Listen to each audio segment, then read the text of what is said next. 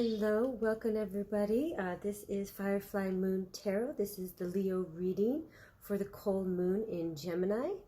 I know the full moon is today, is today. So I apologize if this is coming to you a bit late. This is just starting the channel out, and I'm having, still trying to learn the process of transferring all the data bytes into the correct format. So a little bit of, first off, moon in general is ruled by Cancer, which rules the fourth house of family, foundation, and fertility. This is, the cold moon is the name for the moon that happens this time of year seasonally. And as the full moon is in relation to the universe, it is in Gemini. So the Gemini full moon is known as the storyteller's moon. This is about the evil twins who are participating in the storytelling, and this warns of all, participants and individuals to be wary of when they are interpreting their environment around them or trying to reiterate the environment around them. There can be a tendency to focus on rehashing your emotional interpretation of the situation or based on your hopes of the situation. So this is telling you that you will need to integrate a fact, like to be wary. Make sure that you are actually referring to things that are factual, that are in the real life present, that are not in an alternate timeline, universe, or frame of mind. Because again, you don't want to be, because Gemini is also ruled by Mercury, which is the messenger of the senses.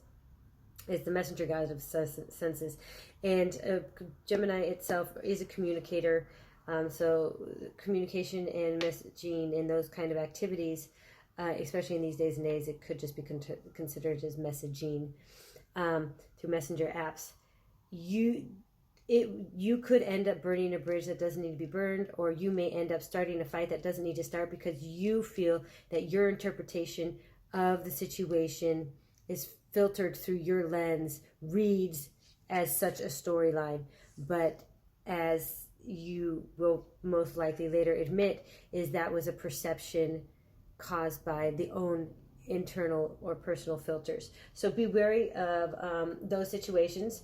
The biggest advice I can give during this time for the cold moon is meditation, breathing exercises, anything to just quickly and shortly bring you back to center, understanding that you don't need to irrationally blurt out everything that comes out of your mouth.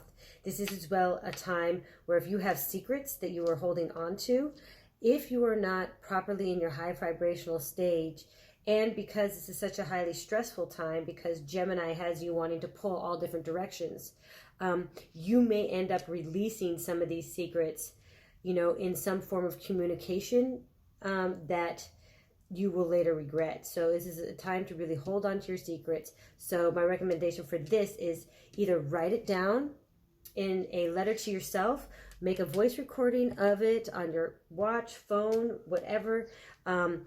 Call that family member or friend that you can trust to hold things tight, and blab it to them, blab it to the universe.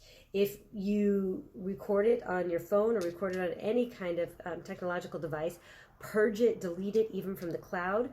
If you write it on a piece of paper, burn it and release it into the air. Don't let anybody find it. Just make sure you're getting these feelings and these emotions out without actually breaching any kind of relationship status between a workplace or you, or a lover and you, or a friend and you. Some things maybe need to be said at this time, but not in the manner in which you are willing to speak about it due to the Gemini full moon. So now, as I mentioned, Geminis are eloquent multitaskers. So especially during the Gemini full moon, though, the anxious energy, the energy that's a little bit more highly powered, the ampage of the energy is a little higher. So you want to be sure that this high energy doesn't become distraction based. You don't want to end up directing too much of your energy towards projects that will eventually be designated as distractions because they aren't accomplishing the goal that you want to accomplish. So really, the multitasking, Geminis are good for it. This is a good time. Just the thing about it is, don't just pick up any project to multitask with. You know, coordinate yourself. Again, this is that writing time, this communication. Make lists. Say, you know, this is what I hold most valuable. This is most time sensitive. This is most important, you know, and it's balancing all that different elements of life right now because this is the holiday season as well. So there could be a lot more requests coming at you, and not just, you know, possibly work wherever you're at or school ending of the semester, but, you know, from the family itself. So you need to learn how to correctly either delegate certain projects to other people or certain issues to other people or certain tasks. Like if you're planning the Christmas event party for your family and you can't get to, you know, to a store to get this one special item that someone wants, you know, if somebody wants a special item for themselves and only them, they need to bring it. Have them bring it. You know, this isn't, I mean, there's a little like social courtesy that needs to come during these holiday times. So that's just some advice around the energy that's going around right now. Now, Gemini itself is also, you know, air energy. So where Cancer, the moon, is normally water energy. So again, things can just move quicker at a quicker pace, like go from one place to the next in a breath. So really ground yourself during this time and connect yourself to the things that are important to you, especially during this season now. Especially you guys are Leos during this time, so Leos are fixed signs, so they won't be as affected as Geminis, and Leos are fire signs, so they're not as affected as air signs would be. But they are adjacent to the air signs, so there is going to be some emotional disruption. And, you know, since fire and air, you know, you could be prone to slight outbursts of emotion. Because again, Cancer, it's the water, it's all emotional at this time. So things that have been boiling up or things that have been pent up and they just want to explode, like the volcano in Hawaii right now. You know, these are the issues that you may be more affected by. Either you towards other people or other people towards you. So again, this is just, you know, advice on how to deal with the energy around the situation. Now, there is an intro to my channel that talks about how to best utilize my channel. I will link it in the description. That should, you know, kind of help direct you in, because my goal here is really to help assist everyone and offer them any kind of potential information that they can benefit from to live a more fulfilled life. I think all of us on this earth right now are looking for just a little bit more fulfillment in life instead of just the regular mundanity of going through that 9 to 5 steps, regardless of whether you're in high school or whether you're in college or whether you're on your first career, second career, retirement. We're all looking to add more value with our lives, especially if you're part of the collective. I feel that's extremely important to all of us at this time. So those are just the general energies around this cold moon in Gemini, the storyteller's moon. I am going to move to channeled messages now for our Leos. Now, I didn't have a lot. I just had a couple, and they're really short and very specific. One was the name Jack. I don't know, this is Jack of all trades, or maybe one of your favorite sports stars named Jack. I'm not sure, but that came through. Also, interesting enough, so most of my channel messages come through in dreams. and during the meditation. So I cleared the space. I invited all the spirits in, both yours and mine. And so Jack came through during the meditation. The other channeled message, which came through in my dream, was actually very interesting. It was so I was looking through the eyes of one of these two characters, and I was the younger one of them. But it was a father, and I mean, it doesn't have to be a daughter. It doesn't sound like it would be a daughter, but so the father just came up to the daughter and was like, "We should get new haircuts together. Yeah, let's go get buzz cuts." So maybe someone wants to get wants you to get the same hairstyle as the other one. Maybe it's just time for you to get a haircut. Maybe you're going shorter than normal. You know, there did seem to be some excitement about it, like the older person, like excited to try something new. So maybe it's just about changing your appearance if you're an older individual, in a new way.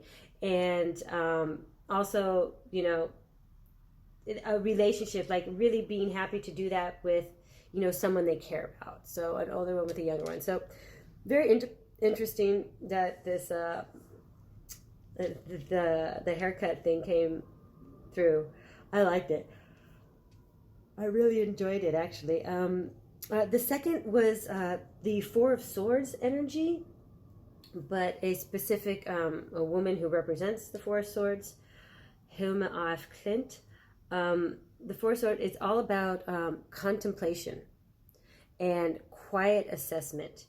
So this actually works really well with what I said earlier about just the energy, like, because the energy can be so disruptive and so distracting, because this Gemini moon in a full moon, and the full moon is all emotional, and Gemini is all up in your head, and, you know, trying to, like, Geminis get interested in something and they just want to do it, and they want to absorb it and know everything they can about it, and 100% participate in this new, you know, interest, whatever it be. Of course, these are short-lived interests usually, but, you know, it's, so all of that energy that's going around right now, recommending for you that, you know, just contemplate some of your decisions. Have some quiet assessment about some of the decisions, especially if they're big decisions that you're trying to make. If you want to transfer schools, or if you want to transfer degrees, or, you know, if you're being bullied and you in high school and you want to transfer school, you want to quit school, or, you know, there's just, if you want to move locations, move countries, move cities, move jobs, start a second career, get married, get a divorce, have a kid, you know, like really whatever major thing is going on in your life, like even buying a car, I would say. You know, right now with the economy as it is, do you really need that car? Can you just take public transportation? Or get a bicycle or ride there. I mean, bicycling is so much more healthier, and honestly, and public transportation is just better mentally for you. All you hear is people honking horns in their car. If that car makes them that upset, they need to get out of it. So this is just a time for quiet assessment, you know, spiritual wholeness. That's that temperate energy as well, like connecting, like creating a path for you that is a wholeness created not just for material worth or emotional worth, but, you know, a spiritual worth, a spiritual connection to something, whatever that be. So these are the channeled messages that I got for Leos, our Leo moon, during this Gemini season. Thank you very much. I'm about to go into the reading right now. And so as I've mentioned, I've already cleansed our space. I've invited all the spirits and guides in.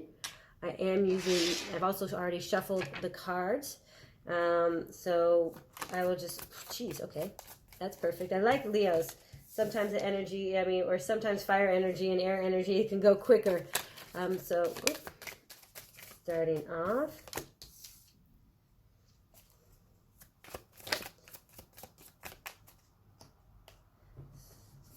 I was going to say this looks like, yep, King of Wands energy. All right, spirits, guides, guardians, this is my Leo moons. Please guide us for their highest good. What do they need to know during this time? We are in the Gemini full moon time.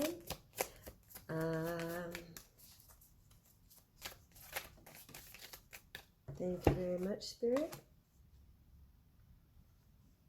I love the illustrations. You know, I had to, This is my second Light Seers deck. I really connected to the last one, and unfortunately I lost the Page of Swords card. It disappeared somewhere. So, oh goodness, that one's, yep, that's, actually, this one's first. And so I had to go get a new one. So I'm not as, you know, connected to this one. Oh, this is nice. You know, the Five of Cups was the energy from yesterday. So that's, I mean, this is really good to see in the reverse here.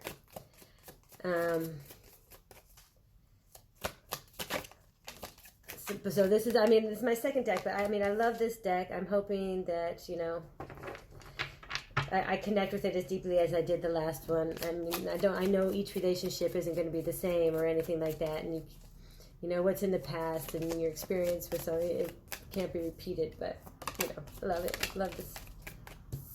Love this deck. Okay, so just kind of like start telling you what I'm seeing on the page while I get these last two cards. Spirit, last two cards for our Leos, please. We have, oh, of course, Leo showing up in their own reading. All right. Okay. So I've got a Four of Swords, which, as I said, the Four of Swords was actually part of the channel of messages. So very opportune that it comes out. It's in reverse. So that's very interesting. That is opposite of what the channeled messages was telling me. But we'll see what's happening, what's going on. Because the Three of Cups is with it, the King of Wands is with it, and the Five of Wands. So that's all very, can be very, okay, we've got two for the remaining cards. It can be very active energy, you know? It can be very active energy. This is very interesting. I've never had two cards come out for like my last two. Okay. Yeah, I mean, this is like, you know, battling something out. This is possible parties and gatherings and friendships and events. The King of Wands is just a card of action in general. You know, a card of strength. I mean, the gecko's on his chest. And, you know, normally, like I said, this Four of Swords here is normally all about contemplation, quiet assessment, rest, relaxation. So actually what I'm getting here, which is maybe why it came out as the as the kind of like the channeled message, is the fact is you may not like this is the you know, recommendation. This is something that we want during this time. Like the reason they're saying that this is so important right now to you is this rest and relaxation and contemplation is because you are in a position where there's a lot happening. You know, this is the seasonal, you know, festivity seasons. You know, there's obviously Christmas, there's Hanukkah, there's going to be weddings. Some people do the winter weddings. There's almost New Year's Eve is going to be right after Christmas. So this is a time of being asked by people around you to really give your energy out in these group events. I mean, the Big Dipper, this is the Big Dipper right behind there.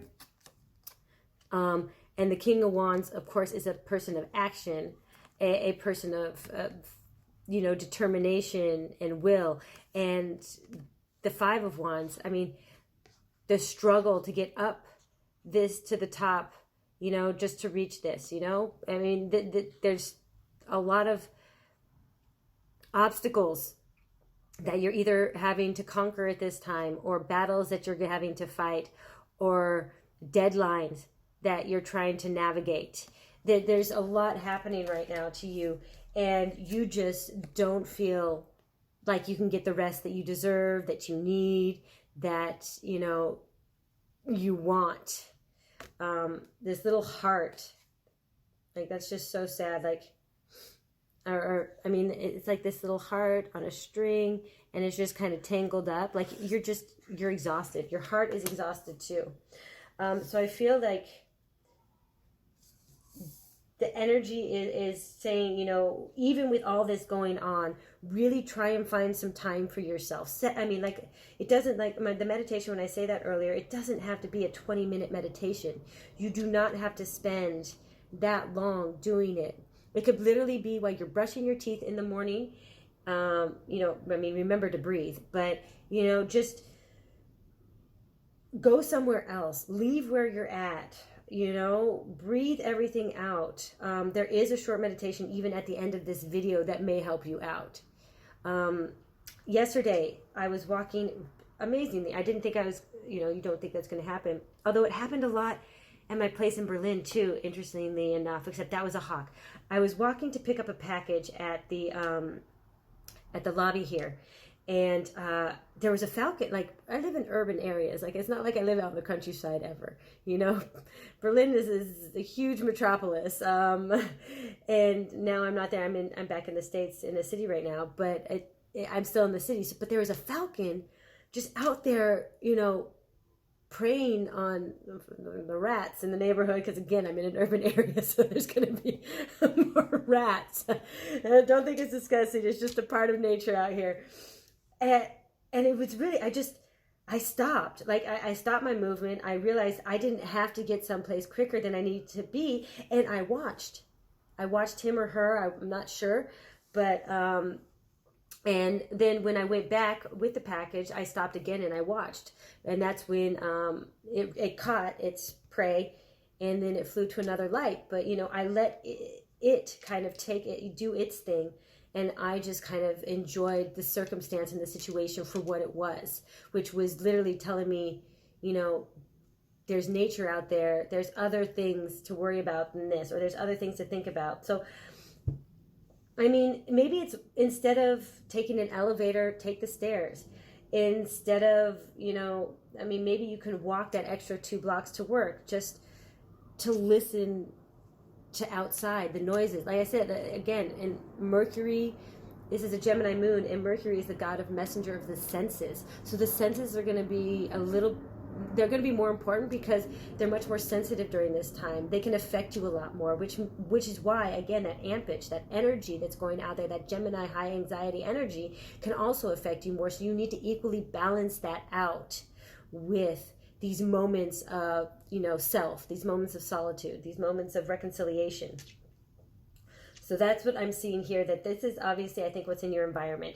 Oh, now I forgot to mention that at the bottom of the deck, we have the 4 of Cups, which is also kind of, I mean, it looks like a card of exhaustion right now for me. Like, she's got 3 cups here that are empty. Now, she kind of has her hand on one that she thinks is empty, but really, you know, it's somebody is, or the universe, or divine timing, or anything, whatever you believe in, is offering her this cup to fill it for her. Like, if she just looks at it, she'll see it's not empty anymore. So this exhaustion that you're feeling is because you've given so much of your energy out. Now, we're going to figure out where this cup, like what sector of your life it possibly represents, this rainbow. You know, the rainbow is all the elements of light. It makes up your the variance from, you know, your ultraviolet to your infrared as you go through the spectrum. So it makes up all these different spectrums of light that help you see, that basically create the visual interpretation through a different lens. So we'll see what this kind of represents as we're going forward here. Because I let the message present themselves. I don't distinguishingly say this pile was always going to be this pile is always going to be this, and this pile is always going to be this. That's not how my readings work. All right, so I'll move to the center pile here. So the Ace of Swords in reverse in the north. Then we have a 6 of Swords in reverse in the east. A beautiful 10 of Cups in the south here, with even a music note on it. And then the 5 of Cups in reverse here in the west, which is nice. So I think this is like the Ace of Swords upright is always this like new idea, this you know, epiphany moment. And, you know, with it in reverse, I really feel like that's that anxious energy going around right now, that your thoughts are so scattered, your brain is so scattered that, you know, you're not having any epiphany moments, you're not having clarity. There's a lot of just congestion and white noise. You know, this is screaming to me a lot of white noise coming out of it. The Six of Swords, I usually like to see this upright because it means you're moving in a new direction. It means that you've connected with source in some way, whether that's your intuition or your spirit guides, and you're allowing them to help you and to lead you, that you don't have to do everything on your own. So right now what I'm feeling here is that you're feeling like you have to do everything on your own, that there's no one there to help guide you, there's no one there to help support you, that your boat just feels like it's sinking. Now, in absolute contrast, very interesting, these top two cards are very much about this, even this Five of Swords energy, you know, this anxiety, this depression, this possible need to want to just give up on things. Where here we have the Ten of Cups and the Five of Cups in reversed. So this is beautiful. This is giving up on redirecting your energy to things that aren't working for you. Things that don't benefit you for your highest good. Because that's what I always ask Spirit for messages, for your highest good. You know, like not just what you want, not what you think you want, but what is really for your highest good. Now that again, tarot does not rule your life. You have free will. You can decide to take these messages or not.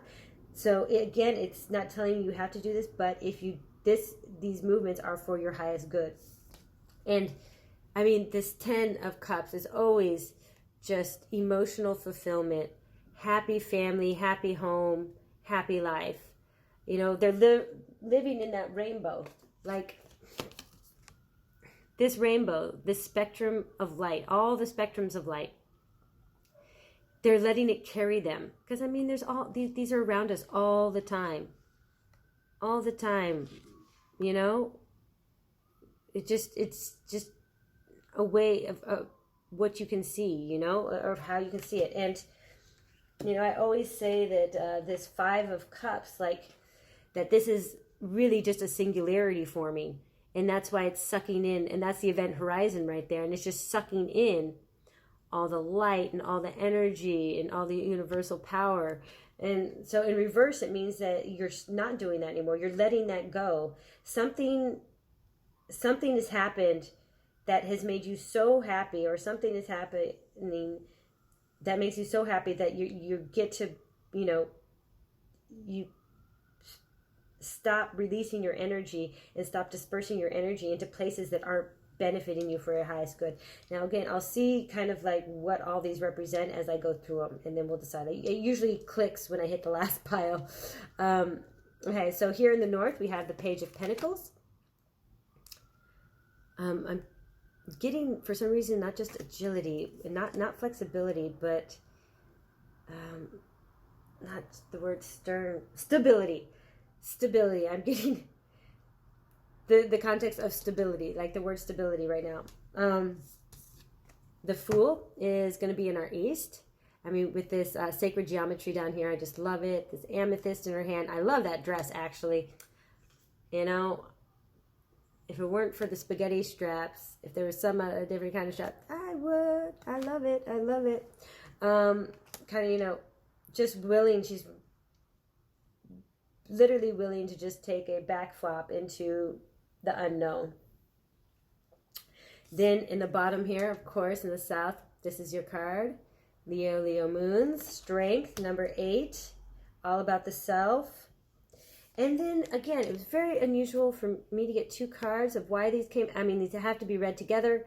So a choice and a decision needs to be made quickly. And it needs to be, and it shouldn't be made by overthinking it. This is a choice that it needs to be made because it feels right. It makes you feel good. I know this goes against like what I said at what a Gemini moon is to be wary to create narratives based around how you feel about things instead of the reality of things. But that's not what I'm saying in this case. I mean, a feeling is never false. I mean, if someone says, or I'm sure everyone at some point in time in your life, you said you love somebody or love something, like, oh, you can't love them. You don't know what love is. And to that, I always say, love is what it is to you. Don't let somebody else define your feelings, your emotions, or whether you can feel a certain way or cannot feel a certain way. They belong to you. They're your fire. You know, they literally are your passion and your fire. They are what fuels you. So I see here a decision. 7 of Cups is always about decision that has to be made, a choice, numerous choices, and having to make a decision off that choice. And he's biting his nail there, like he's driven by Gemini energy, like just anxiousness is like just eating him. He's literally eating himself because he's so anxious. So I'm seeing a decision needs to be made now, and it needs to be made with the passion, with your heart, and it needs to be made quickly, so there's no take backsies kind of situation. And whatever it is, I think it's really going to help move your situation along, though you may be scared about like this, because it's going to require a kind of like trusting. It's going to require a lot of trust, but it's, you know, because I think you're used to a certain sense of stability and security that this decision may not, you know, you're afraid it's not going to lead you there. Now, it may not provide the same sense of stability that you would get through a Page of Pentacles, but it's going to be happy. It's going to make you happy. This may be a work situation. This is definitely a professional situation for you. So whether that's work, that's school, that's volunteer organization, it's something that has a professional underline to. The foundation of it in some way still means that no matter how you interact with this situation, you have to maintain a certain level of professionalism. It's not something that I would say is related to specifically your home life. Now, everything will affect your individual home life. Again, Cancer, the 4th house, family, foundation, fertility. So this will affect the 4th house in some way. But it's relating to a specific sense around professionalism. Now, what I'm seeing here now is definitely, okay, so I feel like this is the energy that's telling you to change this. So this is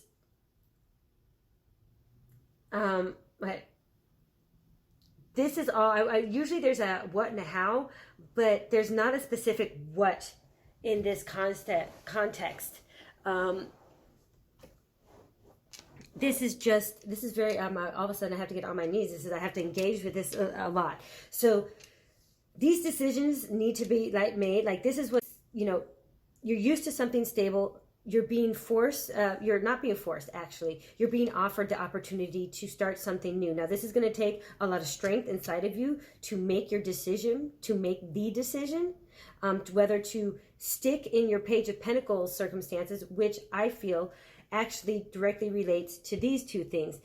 Like I feel like you're being this anxiety and this stifling, that you're not being, you're too cluttered to feel productive, that you don't feel like you're supported in this situation, that you're always going things alone, that, you know, it's just a situation where there's literally no growth. The fact that there's a stairway, you know, in her brain in this context, it's the Nautilus, which is infinity, you know, the representative, the nature's representation of the infinity. And your ideas aren't being, cherish is the word that wanted to come out of my mouth, but your ideas aren't being considered, like, seriously.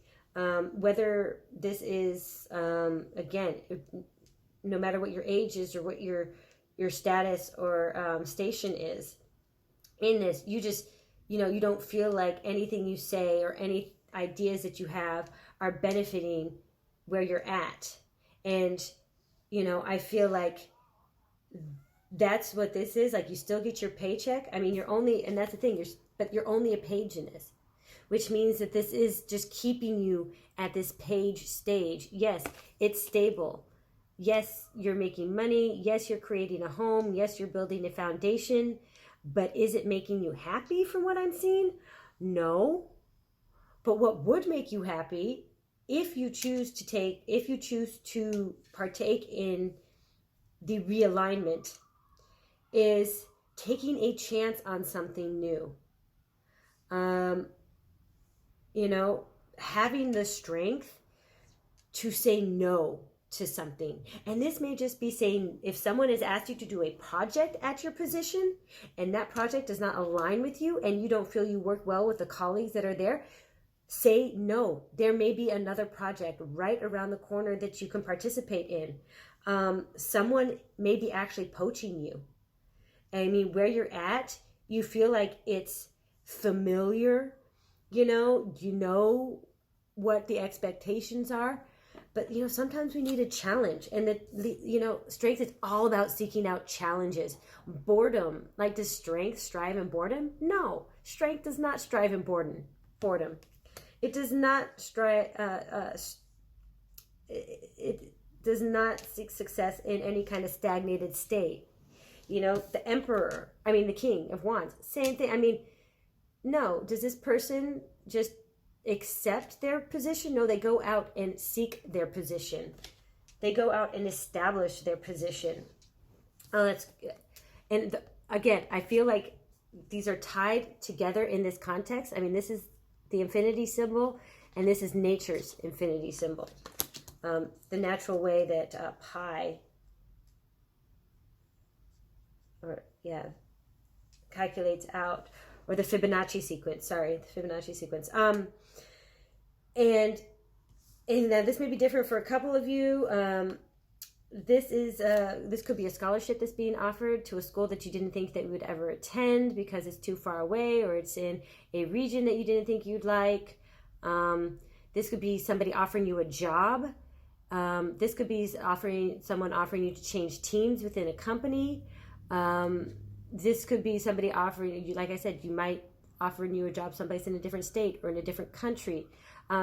You may be falling in love with someone from a different country, and this is requiring you to think about moving. Like, what's holding you back? What's holding you back? Because right now it looks like your fire wants to make a new choice. You want to choose something different from yourself. You want to take a leap out, but you have to embody that courage, to do it, because right now you've gotten too comfortable. Someone's gotten too comfortable. And again, I feel like that this one was earlier, like I said, related to work. There could be a lot of deadlines, a lot of obstacles, a lot of unnecessary hardships that you are facing at work because you always feel like you have to do things alone. Now, what I'm seeing, with this 10 of Cups, I really feel that you could have this happiness. And you could have this happiness staying where you're at in a certain context. It just depends on what you want to write for yourself, what story you see for yourself coming. But I see a lot of anxious energy mixed in here with a lot of, positivity energy. So I feel like you're really, honestly, during this Gemini, being the twins, you are balancing.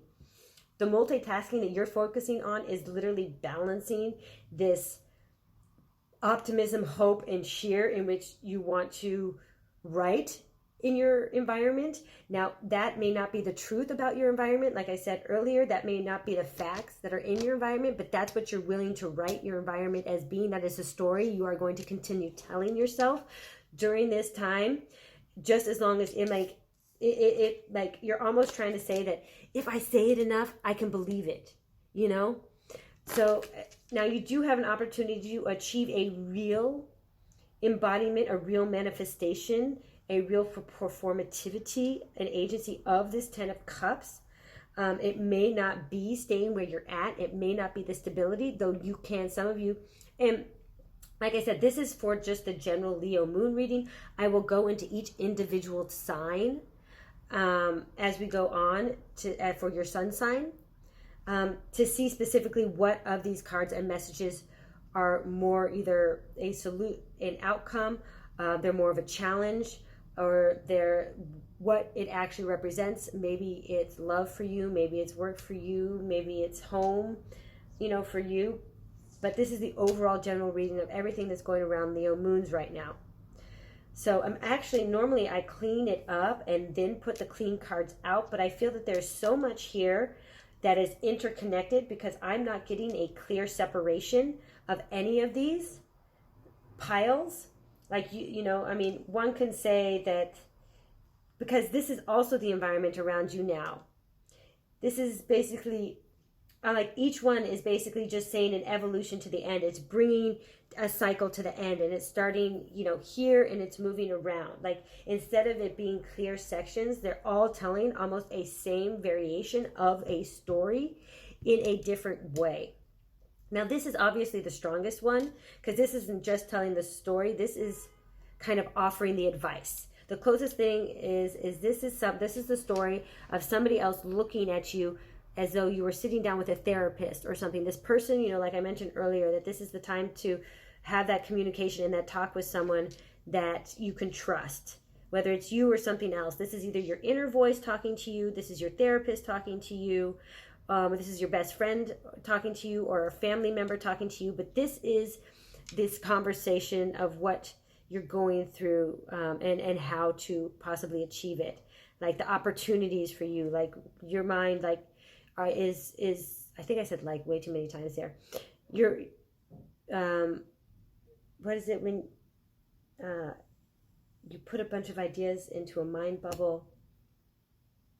Not a diagram. Brainstorming. Oh my goodness. Brain fart is what that brainstorm was. Brainstorming ideas of how to, get yourself out of this feeling of not feeling appreciated at work, not feeling supported at work, feeling like it's exhausting you at work. And you do have a strong, this can also just be, you do have a strong support system with you, and you may have a strong partner that's there to support you. So, you may want to take these things into account when you make this decision. Like you may feel alone in a certain position, but you have people who love you around you. And they will support you. But I would say make this decision. This decision needs to be made quickly so you don't think too much about it. Absolutely. Before we turn into the clarifications, I get one more oracle card to kind of like add that extra targeted information. I'm just going to, in case there's another one, I just want to finish. Yeah, nope, that was it. That was it. The crumbling. What are you clinging on to? Oh my goodness. I can't even. Sometimes when these oracle cards come out, honestly, look at all this dark anxiety that you're carrying with you right now on the outside here. And even this like light that's coming out, the possibility, like, because you do have good ideas. You should be appreciated at work for what you're doing. You shouldn't feel unsupported at what you're doing. And this light like breaking through here. And look at this beautiful, beautiful horizon on the other side. It's just, so the crumbling, what are you clinging on to? This is a real tower moment. Absolutely. And I don't see the tower here. Now, it may come up in the clarification, so someone may have it forced upon them to make this decision, whereas the rest of you have to have the opportunity to make the decision yourselves. Okay, so if you enjoyed this, please like, share, or subscribe. Comment if you as well. I do appreciate all the energy exchange that we have. The next section will be each sun sign of the zodiacs, and then at the end, don't forget there's a short meditation. So if you don't want to watch me deal out the cards, you can meet me at your specific sun sign. Thank you very much. Love and light. Okay, so I didn't clarify actually what we're targeting on. Like normally I ask Spirit to ask a question, but it's already popping things out. So this is Aries, which is Aries energy here. Oh, Sarah Breadlove, I love that. So I'm not going to ask Spirit for specific guidance. I'm just going to let the cards play out. What are you, you know what are you clinging on to? Everyone but the first one, what are you clinging on to?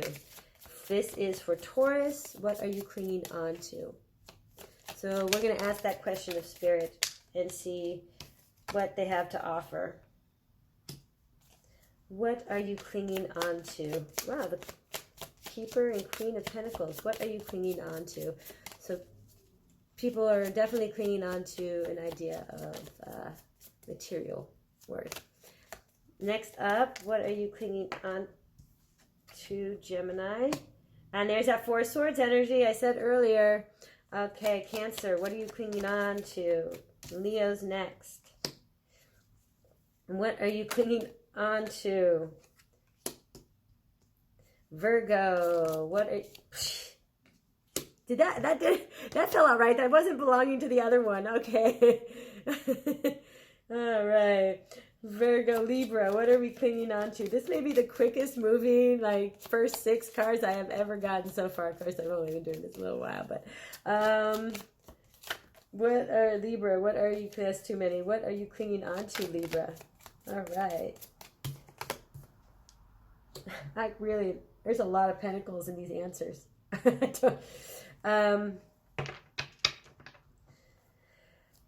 What is next? Scorpio. Yes. What are you clinging on to, Mr. Scorpio? Miss the Scorpio. Okay, where next is that was Libra, Scorpio, Sagittarius. Sagittarius, what are we? No. Are those the last 4? Sagittarius, Capricorn, Aquarius, and Pisces. Very interesting that they came out like that. But it was the exact number. And they, yeah. Spirit, thank you very much. I take your guidance where it is given. All right, let's return. I'm going to get myself more situated here. All right, thank you very much for returning to me. This is the Leo Moon, Aries Sun. Now, interestingly enough, I didn't address this beforehand. Normally, I ask Spirit a specific question as to the reading to ask more guidance on. Now, since we didn't have, like, this was just an overall reading, really general. At first, I didn't know what to ask. So, Aries, yours came out before I pinned down the question. And the question that I wanted to ask Spirit, it was, what are you clinging on to? So yours may not be but this message is going to come through for you regardless. So what you have is the Keeper of Pentacles, which is Sarah Breadlove. Okay. So first off, I always tell the story of the individual on the card, which is why I use these cards. It's not just the meaning of the card in and of itself. It's the story behind the individual. Now, this was the first female millionaire. She was a black woman who worked in a chemical cleaning place, as many black women did when they left the South for their freedom. They came to the industrial North. And this was a job that had, due to the chemicals used, a lot of the women were losing their hair. So what she did is she found a solution for it. She created a hair product that helped cure, not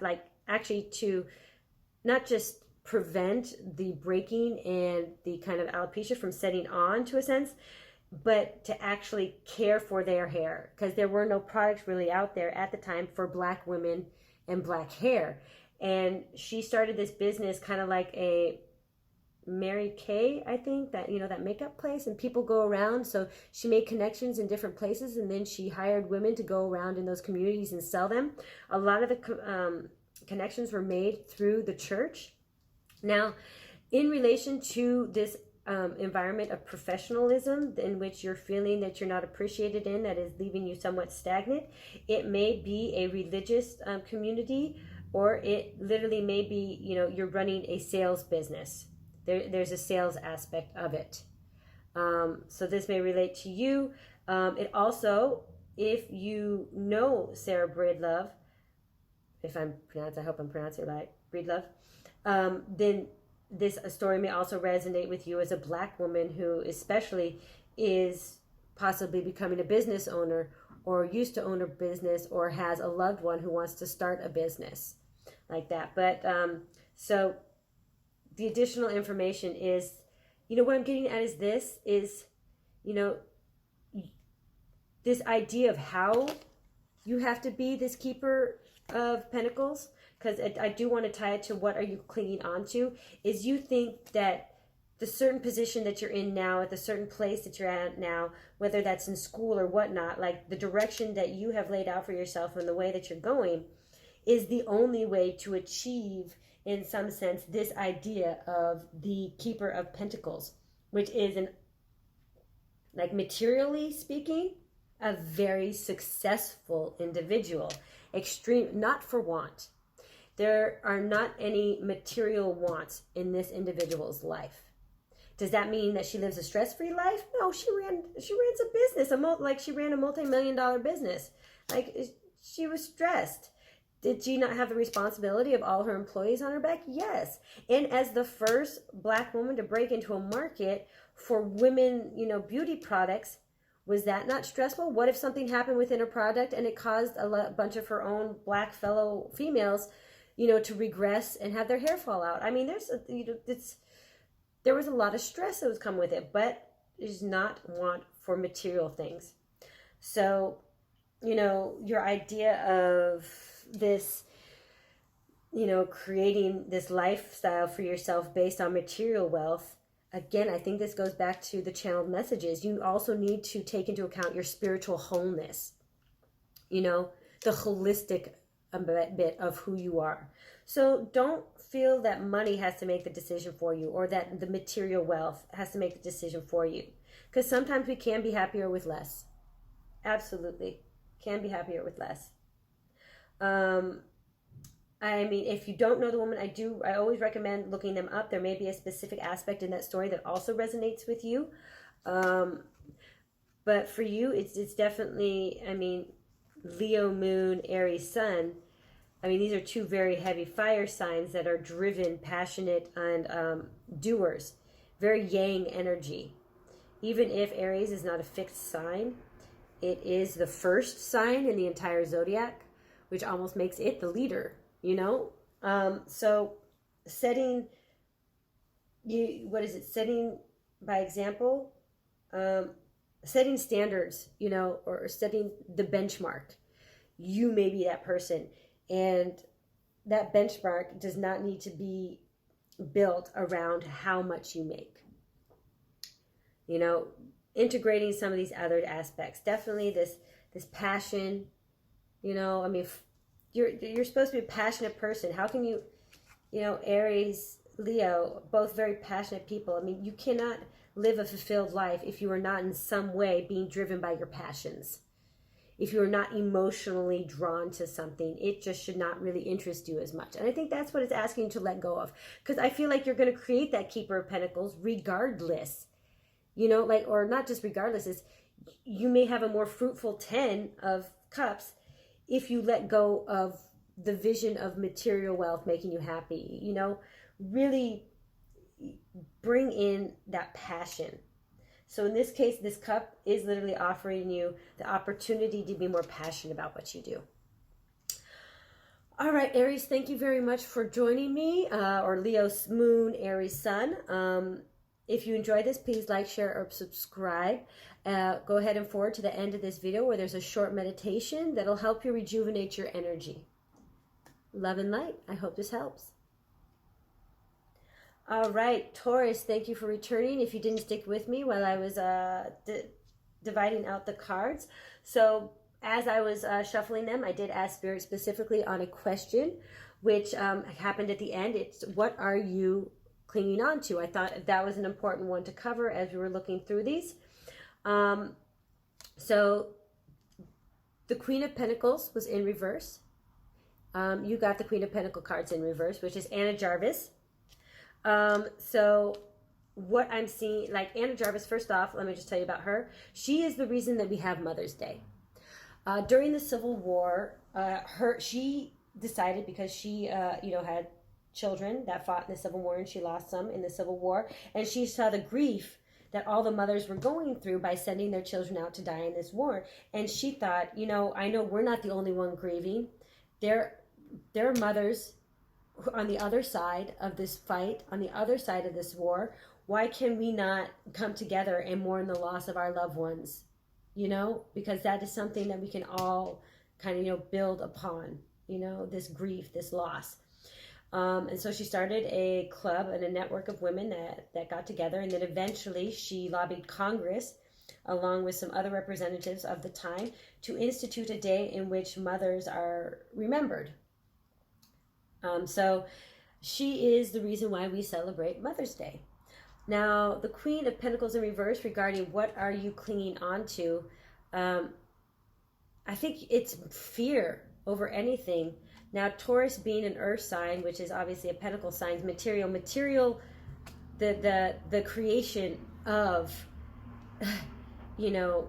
that house, the creation of money, the creation of material comfort is definitely a goal of yours. Now, right now, you may be feeling that you are not worthy enough, that you are not capable enough, that or that you're not even, you're not enough. You haven't gotten there yet. Like wherever you're at, it's not enough. You need to accumulate more, achieve more, do more, which is what this is telling you. Like you obviously have a desire for your ideas and for your work to be respected and noticed. And you don't want to stagnate in your position. You could be comfortable where you are specifically, but it's not offering you any passion, any interest. Now, as an earth sign, passion may not be what you're interested in, and it's probably definitely not. So what I'm seeing, that what you're holding on to is still not being satisfied with what you have. I think you need to contemplate on what you really need, in the sense, because you probably, the Queen of Pentacles is still a fantastic card. Like what you have is a lot, even if you don't think that what you have is a lot. Now, I do kind of advise against making these correlations between, my situation is better. I could be, in a war zone in Ukraine, or I could be starving in Yemen. I could have been born in Yemen and now I'm starving. So I should be thankful for what I have. That is not the kind of association or correlation that I think is healthy, because we were all given different plots in life. You shouldn't either demean your station or think your station is of more value because of these slight differentiations in geography. Though, yes, some people are automatically born into a more stable environment that one nourishes. Like obviously as a woman, like if I was born in Afghanistan, like I can't even think of what kind of lifestyle I would have had for myself, so I get that, but you need to know who you are, what's your qualifications for happiness, success, and things like that. And don't let other societal objectives of your how the universe nurtured you, not just your nature, define that for you. Because obviously I'm hearing that the voice of you thinking that you're not enough, that you haven't achieved enough, that you haven't gotten enough, that you haven't, accomplished enough, is not your voice. It may be a little bit, but I feel like that voice comes from either being taught that by family members, taught that through educational institutions, and that you should take more freedom, because this is, really what we're seeking as far as stability is a sense of freedom, and that's what we're going towards. And freedom is not feeling stifled. Like this really is this Ace of Swords. I think you're almost doing this to yourself in some instances.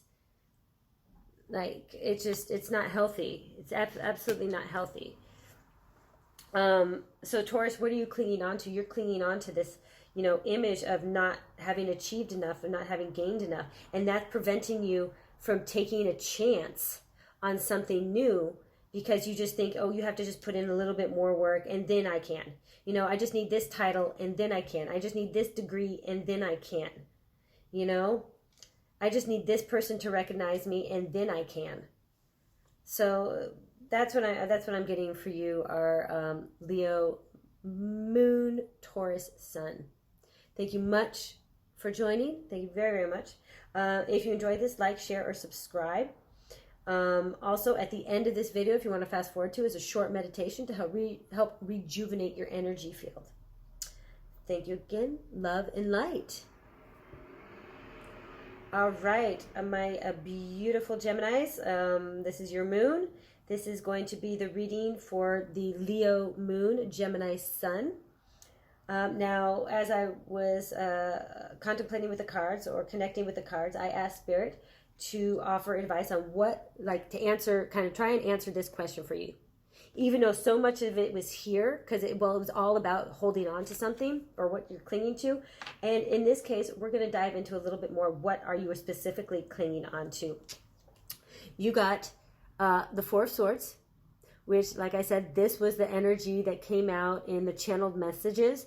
This contemplative state, this quiet assessment energy. Now, Hilma af Klint, I'll tell you about her, but right off the bat, I want to say, what are you holding on to? This is exactly these two, like when I said, whatever the decision is that you want to make, or that needs to be made, you need to make it quickly, and you need to make it based on how you feel. Like what I'm seeing, what you're holding on to, which is not surprising since this is Gemini sun, is you're holding on to too much of making it rationale, contemplating it way too long, thinking over it way too long, sitting, stagnant, resting, not taking action on anything. And everything about this is taking action, taking action, taking action. So action needs to be taken at this time to get out of this Page of Pentacles, this stability. Now, it's not, I don't want to say get out of this stability, because stability is not a bad thing. But again, do you seek growth in stable situations? No. That's why he's, in this, it's what we want to say, I don't know. I never really thought of Africa as a jungle, because I guess all the countries in Africa that I lived, like, it was a desert. And just like this is, a lot of it is plains. So he's a king of his kingdom is what it is, okay? And he doesn't let stagnation, he never lets anything stagnation, constantly evolving.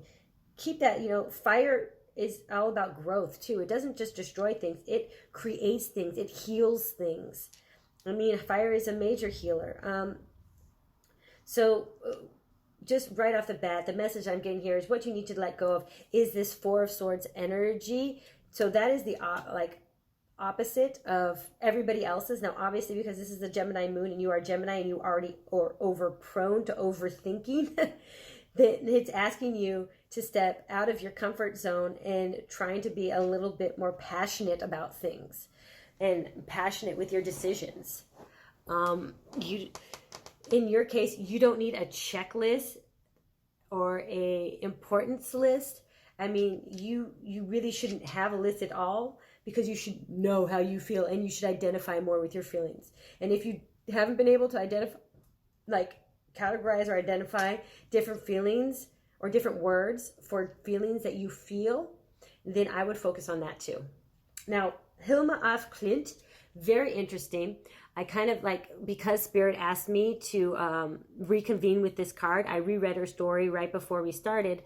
And she, Swedish, first off, and during the late 1800s, she began,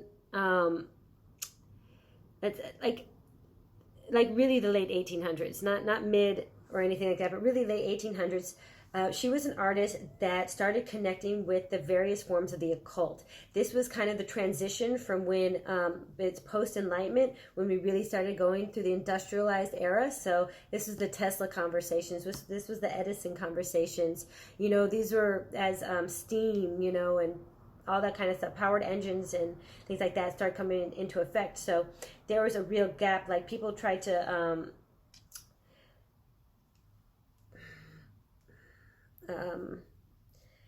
not amalgamate, not mix. I mean, mix is another word to say it, but I'm looking for a specific word. Please, Spirit, migrate.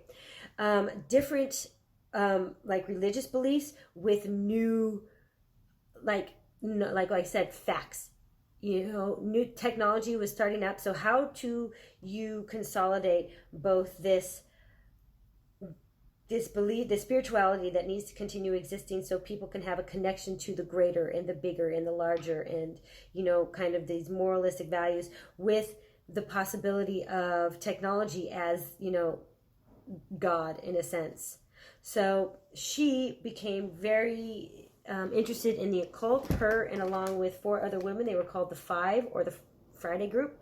And since she was an artist, after years of communing with the spirits, she was given a specific task by one of the spirit guides. I won't say her name because, I mean, they wrote it in the book, but I feel like the spirit didn't want to be recognized for the work that she did. So, and eventually she ended up, like, if you'll notice, even these, like the geometric figures back here, she ended up creating over 127 pieces of art that were not allowed to be released until 40 years after she completed them, 20 years after she died. It wasn't till the 1980s, I believe, that they were put on display in a museum. And what all these represented was specific geometric forms that were associated to spiritual divination and the universal guidelines. Very interesting. I would recommend looking it up. I'm all of a sudden now I want to find out who she is too, so I can buy one of, like, I don't care if it's just a print. I'd like to see one of these. And because they didn't release it at the time because they said that the world wasn't ready for it. And this was way before the kind of, it wasn't Renaissance, but the movement, the modernization movement of geometric shapes. Like, she completed hers years before that became, the men dominated that sector of the field. So art also may be something that is something that resonates with you. Artistic representation may be something that resonates with you. Like especially critics. Like, do critics not appreciate you? Like, are you trying to present something that you think the critics want, or are you going with your heart? Like, you know, if you're being guided by a certain manager to do work that represents a certain style, is that who you are? No, it may not be. And perhaps connecting to a different group of people outside you, you know, something that the world's not ready for. So what are you clinging on to? You're really clinging on to have to overthink things. And I would say let that go. That was a really long-winded way to say that, but I believe telling the story of the person on the card is just as important as the representation of the card itself, which is why I specifically use these cards.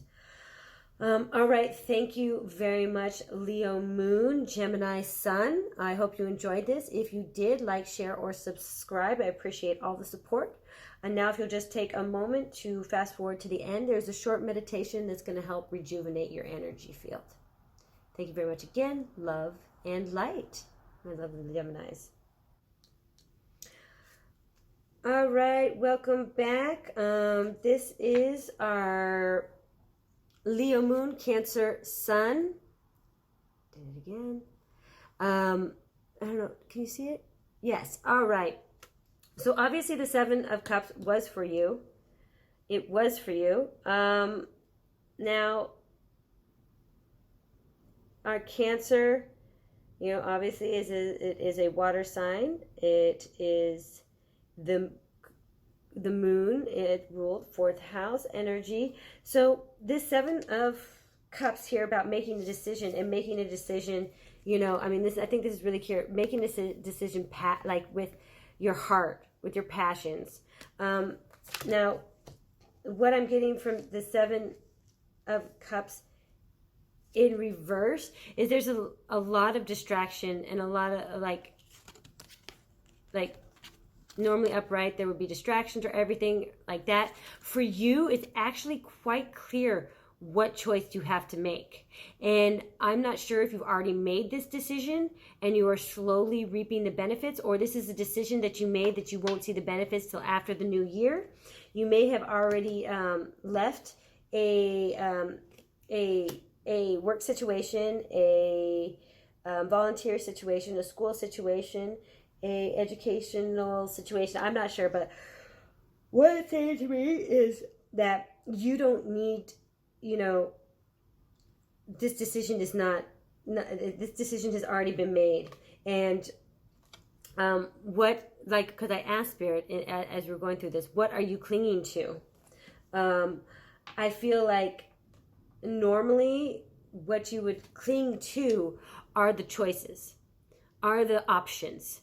You cling to different options. Like you're afraid of putting all your objects in one barrel, or what is it? All your water into a bucket, all your coins into one bucket. I don't know. There's a hole in my bucket, dear Liza, dear Liza. But so normally you just like having your options open. You are comfortable being non-committal in certain circumstances. Now, I don't see any love really on the board in that context. But, I mean, you're willing to pick up and move as well. You see the opportunity in the option. There could always be something fruitful around the corner. The grass is always greener on the other side. I think you actually really embody that in the sense that you'll make the grass greener on the other side if it's also not greener on the other side. Now, has everything always worked out for you? No, but that doesn't stop you. That's not going to stop you, Cancer.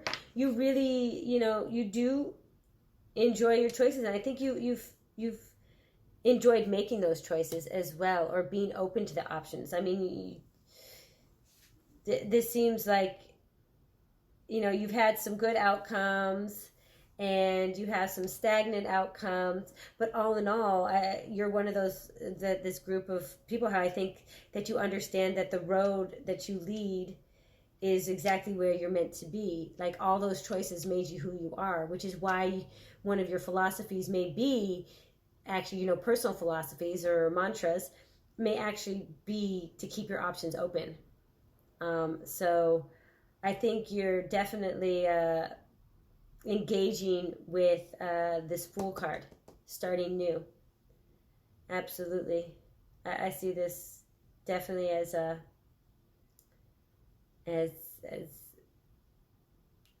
kind of like a little giddy excitement about, And I mean, in this case, I really think this Ten of Cups is headed your way. I really do. And there's people there to support you. Like I said, you may have a small but strong friendship structure, and you may have some other people around you, family, loved ones, who support you, absolutely, as you make this decision. I think that's beautiful. Leo Sun, Cancer Moon. I mean, Leo Moon, Cancer Sun. Sorry. Like I said, brain fart earlier from that brainstorm. I'm sorry that was a succinct message, but it came in so clearly for you. Thank you very much. I hope you enjoyed that. And if you did, please like, share, or subscribe. I enjoy all the support. If you want to just fast forward to the end, there'll be a short meditation that'll help regenerate your energy field. All right. Thank you very much. Love and light.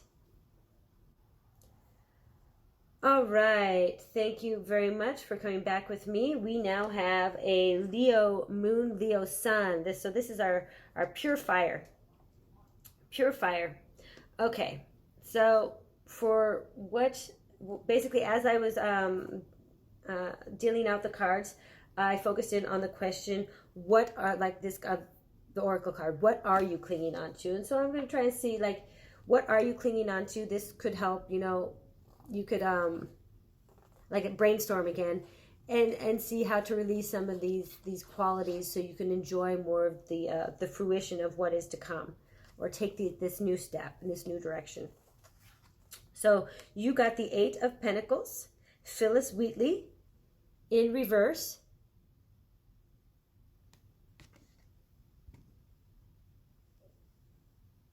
Why isn't it?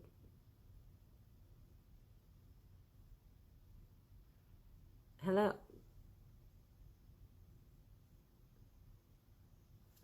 I don't know how to hide myself. Why isn't it focusing? Oh my gosh, this is an issue. So this is definitely a message coming through. You're not focusing on the right thing, or the right thing isn't being focused on, or your intuition is blurry right now.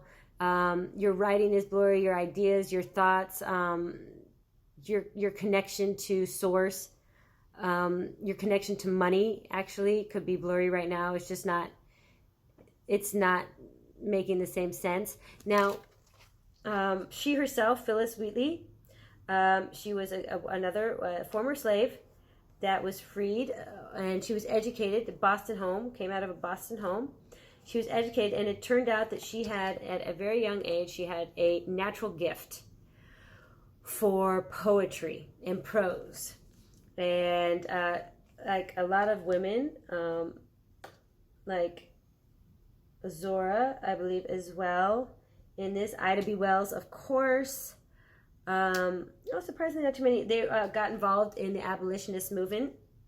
Now, in her case, it's not like she was a proactive member, but she, just being a scholar and educator, was good for the movement, and especially some of her works as being like kind of straight up like, the early Morrison. She really represented a narrative of the time, that she was able to actually embody the voice instead of having other people attempt to speak the voice for Black women. And so, I mean, she definitely had a place in this movement. The Eight of Pentacles, the Eight of Pentacles upright is a pretty good card. It does have to do a lot with like typical work, like really honing a craft and having put in all the work you think it was necessary to achieve the outcome, the best outcome, like becoming like a PhD, or I guess it could, at the top of your class, being an honor roll student, or cum laude, or being recognized, like achieving like awards, like being gifted awards for the work that you do, like really putting in that work that recognizes you as a leader of that. Now, in reverse, I feel like it goes with these two right here, which is feeling really unappreciated for your work. And in the end, she ended up getting into a, academic argument with one of the other abolitionists. And I wouldn't say she was excommunicated from the group in a sense, but yes, society stopped purchasing, like even the white society stopped purchasing some of her works. And, she went through ups and downs financially. And I feel like what this is, just simply, what are you clinging on to, is having to prove your worth to other people. And that is a real Leo thing. Because you want the admiration of other people, you want to bask in that limelight. But the thing is your success isn't determined on really what other people think.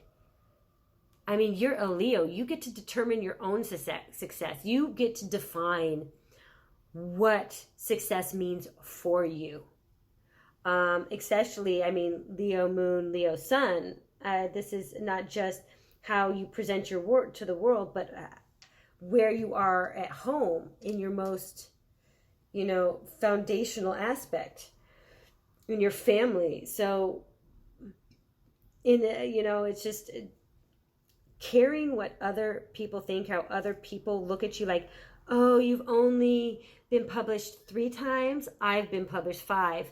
Man, I've been published 3 times. I am so proud of that work. That is amazing that I've been recognized for that work. Or, you're not the you're not the number 1 scorer on your team. No, but I made that team. I'm on the team, and that team is, coming in 1st or 2nd place in every tournament we show in. I work hard. Like, I remember, just personal story, in high school, other girls from high school really disliked me because I worked really hard at being good at a certain thing. And I put in hours and hours. And they all looked at me like I was entitled about how I approached the game. That, just because I was on this good team, worked hard, doesn't mean I had the right to do anything else. Like, you know what? I worked really hard to be good at something. If you worked really hard to be good at, let's say you got all A's and you were proud of that, there should be no reason why I shouldn't be proud of all the hard work that I put in to become as good as I was at that thing that I was talented on. So I let them control the narrative then, instead of me taking control of the narrative. And I mean, some of that was age, some of that was confidence, but Leo, you have the confidence, and you are compassionate people, and you're very intuitive. So don't let other people, don't play the mind games. Don't get stuck in your mind box. What you need to let go of is really connecting your worth to other people's interpretation of it. Do you really think these 2 people should care what other people think? I mean, no, she's half a lion right here. So what? She's got a tattoo. She's got a little lamb. Hangs out with a lamb. She wears her heart outside of her body. You know what? That's just the way you are. It's the way you are. Okay? So love yourself. Don't let people set your narrative. All right, thank you very much, Leo Moon, Leo Sun. I appreciate all the support. If you enjoyed this, please like, share, or subscribe. Appreciate all the exchange and energy. Before you leave, you can fast forward to the end. There is a short meditation. This will just help rejuvenate your energy field. Thank you again very much. Love and light. All right. Thanks for returning now. This is the Leo Moon Virgo Sun card. As I was dealing the cards out, I asked Spirit to focus in on what exactly are you clinging to? Because we're clinging, obviously to stability in a sense. But what does that stability represent? Now, a lot of people definitely got Pentacle cards, which makes a lot of sense. People are clinging to the idea of wealth and material items representing that. You got the Page of Swords in reverse, which is Jane Austen's card. Now, for any of you who don't know who Jane Austen is, she is still a famous, I mean, she's dead, but she's still famous for her writing. That no matter how many books they ban, she will still be famous for her writing. She wrote, obviously, from the woman's voice about the trials and tribulations of women who seek to have an independent and I would say self-determination kind of personality, very strength energy, women who embody that individuality. Also, Marsha P. John, I mean, she's extremely strong for what she did and accomplished. So, I mean, what you're clinging on to here, the Page of Swords in upright is all about new knowledge seeking, about, just constantly being on the lookout for becoming smarter or more skilled at whatever it is you do. Definitely participating in the activity of like reading and knowledge seeking and knowledge reciprocation. So people who could definitely be seeking higher education. Now, in the reverse, this can be a little bit unhealthy, as in an obsession with things and the belief that you're always right about things, that your voice matters more than other people's voices.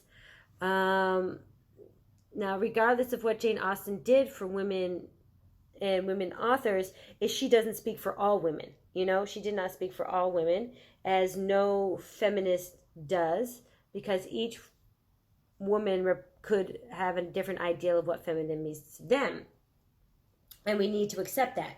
So this is a lot about you're clinging on this need to always being right, or always being the smartest person in the room, Virgo, or always knowing what to say and how to get through a situation. So in this sense, like when it comes to this decision that needs to be made, you may not be the best person to talk to about this situation, because, you know, or it's warning you that when you do speak to someone, people, for advice about this, listen to them. Don't just talk over them or talk back to them, say, no, that's not really me, or no, you know, I don't really want that. And, you know, sometimes outside perspective, they are more aware of your behaviors than you are yourself, especially bad behaviors. Now, so in this instance, this really is telling you to let go of that need to always be right, because it may be preventing you from connecting again to that passionate side of you, like leading with your heart instead of leading with your mind. You may be skipping over an entire, and this also could be leading to this dissatisfaction where you are right now, is because, you know, you think that you're the smartest person in the room and you should be treated as such, which is ostracizing you and like putting you into a solitary confinement almost from the people you work with, because nobody wants to work with you. That may sound harsh, Virgo, and that's not my intention. I have nothing but love and support for all of you, but this isn't, you know, here to, my readings aren't here to coddle around or navigate around any of these situations that come up. It's literally here to help you navigate the energies that are around you right now, and it's about growth. And I feel, you know, there's one thing, I mean, if you're American and you're watching this, we take things way too personally. Where advice is given for your best good, you should accept it for its best good, especially if it's from someone who actually has good intentions, you know? I mean, there's all this negativity around support and criticism, like constructive criticism in the U.S. It's turning people into a bunch of, I say, grievance. It's like just grievance-driven people. That's just nonsense. You can't achieve any high vibrational energy in that kind of mindset. So I'm not saying you do this. This doesn't even mean you do this all the time, but you can have this certain personality quirk. Some of you. So it's definitely saying that. Like I said, there were various different things about this that it's things you have to let go of, like the options. It could also kind of mean that you have to let go of fantastical dreams, because I mean, Jane Austen is there and she did write, you know, these idealistic fantasies. Like there probably is no ideal dream. Like you may have dreamt the most ideal situation, but that is never going to exist in that way. And even though you set up that limit for yourself, you may end up living a more fruitful life or a more positive outcome or positive life, but you just limited yourself by what you set up as the ideal, you know. So also, you know, fantasies, don't live in your fantasies, you know, connect to reality, which is part of just the moon in Gemini that I mentioned earlier, that, you know, you still have to cling to facts and reality in situations like that. All right, thank you very much, my Leo moon, Virgo sun. If you enjoy this, please like, share, or subscribe. I appreciate all the support. Go ahead and fast forward to the end, and there is a short meditation that'll just guide you through the rest, hopefully guide you in a slow pace right back into the rest of your day. Thank you very much. Love and light. All right. Thank you very much for returning to me. Our Leo our Leo moons, Libra suns, muns. You got the Seven of Pentacles. So as I was dealing out the cards and connecting with the cards, I asked Spirit to guide us as into what you were clinging on to. And in this case, I'm really getting, I'll kind of update on what Zora Neale Hurston is. But what I'm really getting to this is that you're clinging on to the fact that all the work that you put in up until this point, that's what you're clinging on to. This idea of you put in the work and this is the result, and therefore you cannot go in any other direction because this is what you've worked for. This specific thing, this where I'm at, like to a certain extent, or doing this specific thing. Therefore, I should be rewarded for it. Like my identity is all about this is what I've done and therefore this is who I am. Now, real quick, I may have to cut the video, but I'm going to double check who she is again real quick. I think it's the third time I've read it and I still am not remembering it. All right. That's an intense story. I get why there are white flowers there now. Okay, so Zora Neale Hurston, I almost can't talk about her horse. I mean, it's long things. Okay, so what are you clinging to? Obviously, I said what you've worked for is represented for who you are. That's what you're clinging to, that is the only identity that you have. You may have to seek different perspectives of how you can identify yourself or how you see yourself. Maybe you're more than a partner. Maybe you're more than a parent. Maybe you're more than a student. Maybe you're more than an employee. Maybe you're more than a friend. Maybe you're more than a lover. Maybe you're more than a college grad or a PhD grad or a technician or a doctor. There can be more to who you are than just the Seven Pentacles of what you worked for. Okay, that is the main. So definitely you're clinging to the identity formed through the work that you've performed. But there's more to you than just that identity. So it's asking you to look through and understand those identities. It'll make it easier to make this decision. It'll connect you closer to your heart space. Now, even though this isn't a heart card, this does almost like if you look at the space here, that see-through, it almost does look like an actual mechanical, like the actual anatomical heart. Okay, I just noticed that. It may not be what it's meant to be, but it does kind of look like that to me. Now, Zora Neale Hurston. She was the only black student at Barnard College at one point in time. She did graduate from Howard University. She did do it at a much older age, and she is a published author, and she was she worked in a newspaper, so she was also a journalist, and the majority of her stories and her work were based around the black diaspora in the South, that it especially came up from the Caribbean islands, so that Caribbean African diaspora. Now, also specifically women more than men as a whole in a community, but the female body and the trials and tribulations that a black female body had to experience underneath a persistent white male rule on the culture. Now, because of her writing skills and her talent thereof writing, she became friends with numerous known black icons of the time, like Langston Hughes. However, later in life, as the abolitionist movement, like I said, there's, even within a group, there can be alternate, ideas, like the alternate interpretations of what's best. She was very anti, not reparations. She did not see welfare as a positive thing for black people. She did not believe in integrated schools. She thought that segregated schools would be more beneficial for black people. So she, ended up butting heads with a lot, like she also called Eisenhower like the butcher of Asia. So she butted heads with the larger, faction of the abolitionist movement.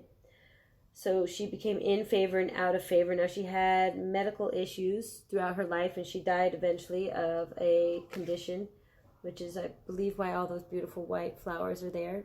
But she had financial troubles in her life because, sometimes she'd be published, sometimes she wouldn't, sometimes she would, sometimes she wouldn't. So it was up and down. She was in the crowd, a voice. She was not a voice of the movement. And she took on some really important stories as well. Especially this one black woman who was raped and abused by a wealthy politician and doctor in Florida. And the black woman eventually shot the man and was tried for it. And I'm sure she was convicted. It was, not only was she a woman, she was a black woman. So she did not, as a white man, of course, get away with it. But so she had a very, she was committed to who she was. But in this case, like, she was more than just a writer. She was more than just an abolitionist.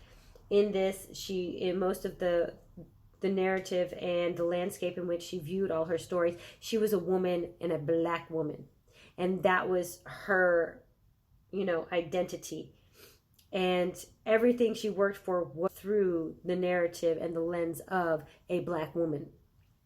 So, I'm not, like, obviously there's no way to look back and say that she could have seen herself as more than just that. Now, it would be hard, and there's no reason for her to, really, in a sense, but there could have been other things that we all could have seen about ourselves that may have brought a different level of communication and collaboration and cooperation with the forces of the time. So that is what I'm getting for you, my Leo moons, Libra suns. A sad, beautiful, yet hopeful message. Absolutely. If you enjoyed this, like, share, or subscribe. I appreciate all the support. Thank you very much. And if you just want to fast forward to the end now, there's a short little meditation to help you ease you into the day. Love and light. All right, thank you very much. My sun, moon, and my Scorpio suns, my sun moons, my Leo moons, and my Scorpio suns. Your card to qualify the question of what are you clinging to is Ida B. Wells in reverse, and this is the Justice card. Now,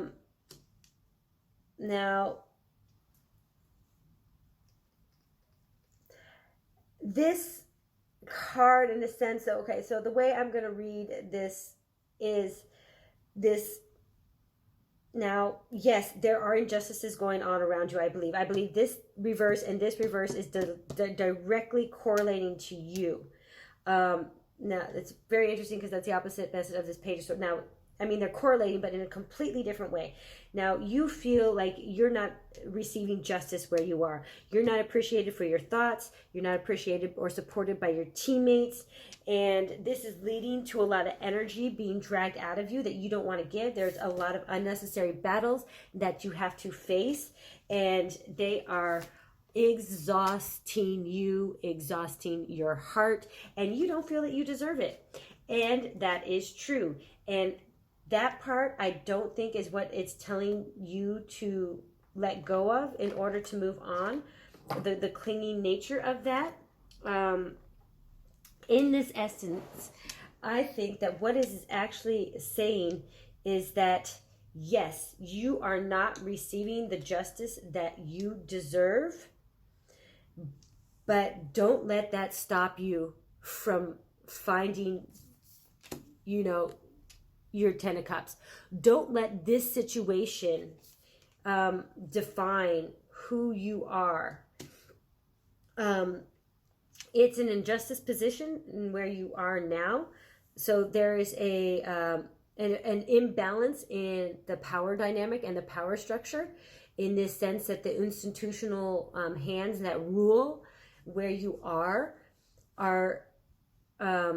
tipping are basically, yeah, tipping the scales in a certain direction to favor other people, and this is creating an injustice within the work environment.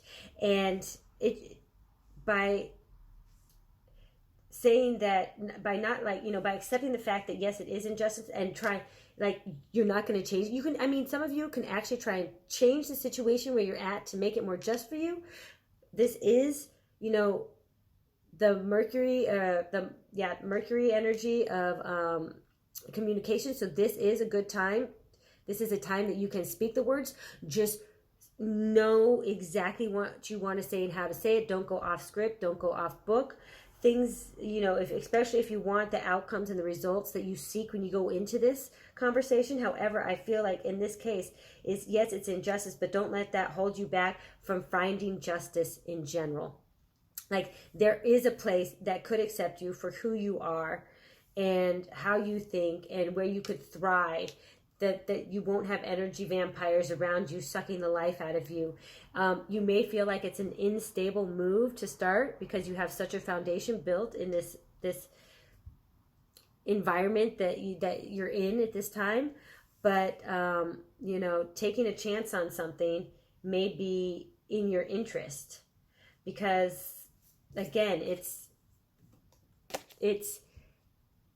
not about against grievances. Like, okay, yeah, they're not treating you fairly, so what are you going to do about it?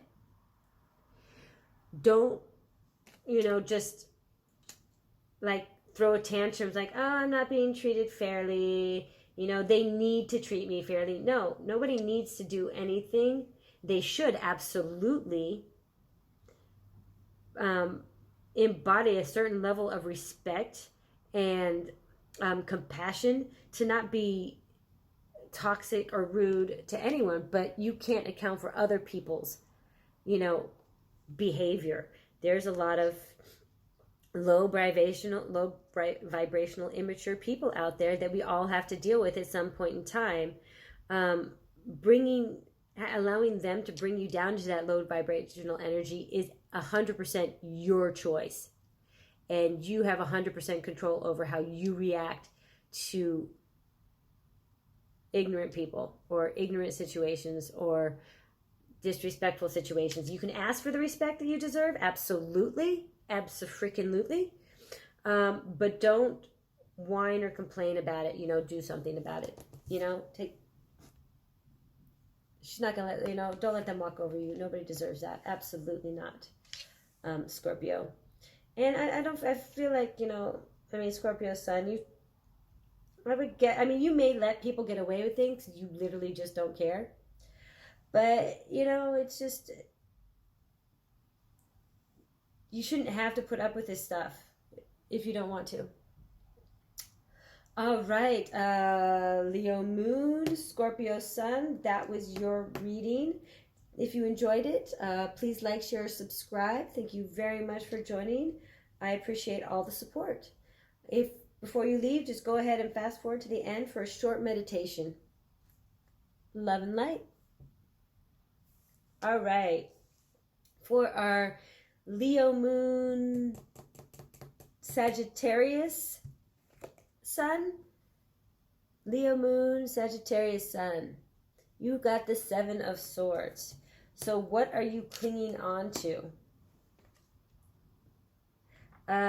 So over the 7 of Swords, Lucrezia Borgia, she was an illegitimate daughter of one of the popes. I forget which pope. And the Borgia family was a very mafia-like family in Renaissance Italy that controlled a lot of the politics and industry through fear and power and money. A lot of dead bodies show up in the story about this woman. I'm sure if you even dive in deeper, like as far as history is concerned, there's probably a lot more dead bodies that show up around the story of this family. So 7 of Swords is asking you, if you are this person, now this definitely does not apply to a lot of you. Most of you pretty much understood the general reading as it was. and this card was pretty much the end of it. This is specifically directed and targeted towards a couple of you Leo moon, Sagittarius suns, which, and I hate that this message is being given to you, but stop being a manipulative, a no good doer deeder, doing a bad deeds person. Let go of like this energy that you feel that you, in order to get to the top or in order to thrive where you're at, you have to play mind games with people, or you have to literally coerce people, or you have to, you know, racketeering, bribery, corruption. All of these kind of like words come to mind. I mean, specifically because the card, like the name on the card. Now, the Seven of Swords itself is also to say be wary of people who are scheming and talking bad. It's also a social media card of people being mean on social media. Now, since it's something that we're trying to, what are you holding on to? I would say there are certain, like, any of you who embody some of these bad behaviors, which I'd hate to say if some Leos and Sagittariuses were, but since there can be as much low vibrational people of the sign as they can be high vibrational people, I see very much how a fire sign and one that, the Leo part, the Leo moon, of course, that's going to be more at home. So, or the person you don't show to each other. So this is maybe how you treat your family at home.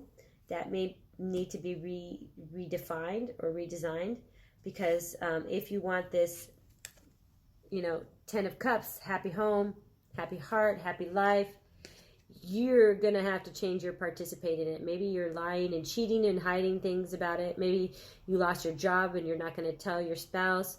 Maybe someone's been cheating on the other one.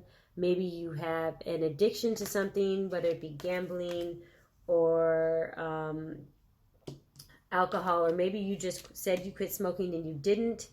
That needs to change.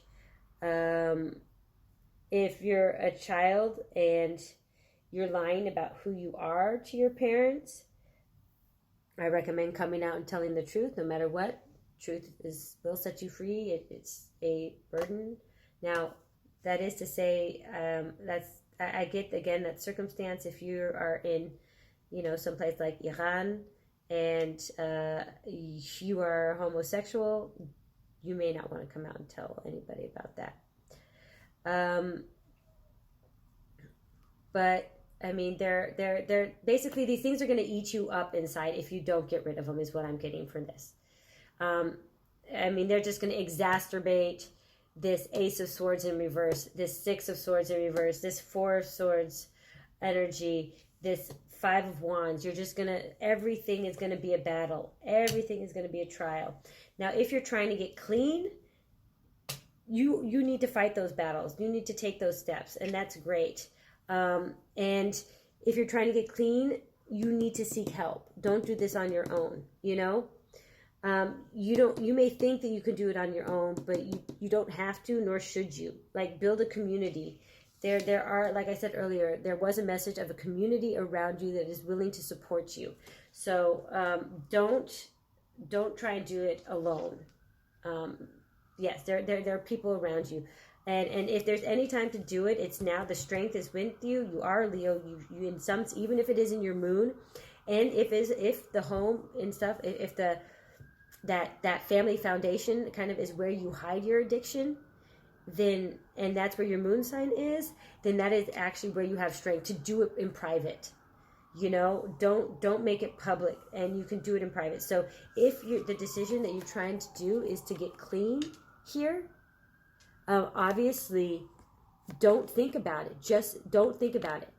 You know, if you're ready to do it, I know sometimes there's a lot of people who are not ready to go through that process or to go through that pain, because it takes a lot of self-realization to heal the wounds within yourself in order to actually heal. You know, then, you know, just do it.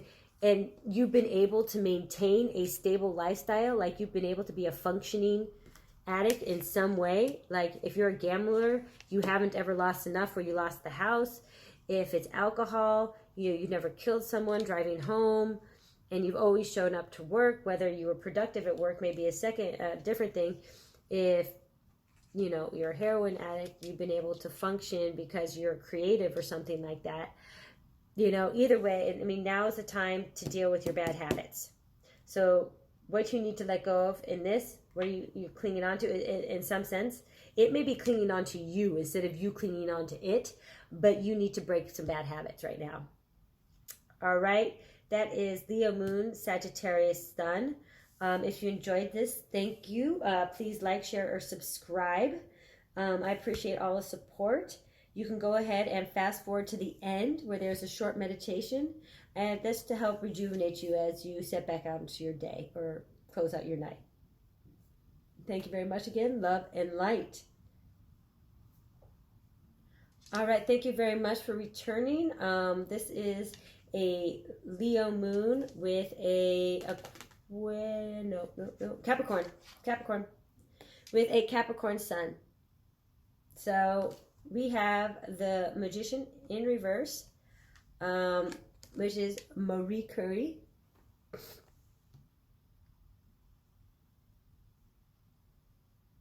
Now, if you don't know much about her, she invented the X-ray device, the portable X-ray device. I believe she also discovered polonium or it's this. It glows. Iridium? No, iridium. No, what do you have to? Oh, to have a nuclear reaction, you.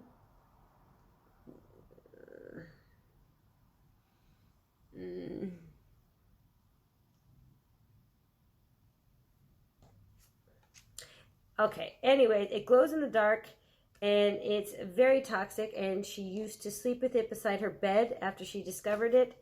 Obviously, she died of radiation poisoning. They did not know that at the time. Now, the Magician is kind of like the opposite of Temperance in the sense that the Temperance uses all the elements around you that you have power over to manifest and create, like an alchemist. The Magician, which sounds like an alchemist in a sense, is not. The Magician uses all the tools at their behest, then which they have power over to create from that. Now, in reverse, the Magician can definitely be a stagnation in like not connecting to your tools, like not having the right tools,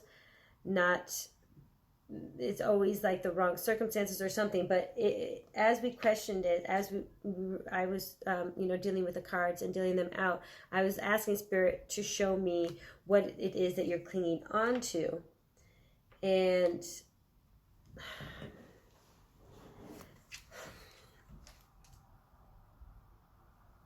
I'm getting that you're clinging, like you may, a lot of you may have these ideas that you can't do something, that you're not smart enough, or you're not pretty enough if you want to be a model, I don't know, or an actor, or my voice is too unique if you want to be a singer, or coding is too hard. I really want to design video games, but I'm just not creative enough, or I'm not smart enough. Then there's some limiting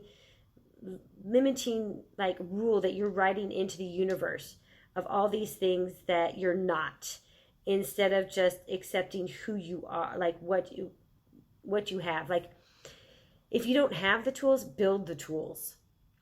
Now, I get it, it's much harder for those in a lower socioeconomic platform or place, but I tell you, the library is a great place to go for low-income people. Now, this is also may be a harder thing to deal with because you may want to go out. Like I said, this is time you may want to go out and hang out with friends. You want this 10 of Cups, but are you willing to work for the 10 of Cups? So, in this sense, I think what are you clinging on to is definitely, those limitations that you put on yourself of what you can't do instead of what you can do.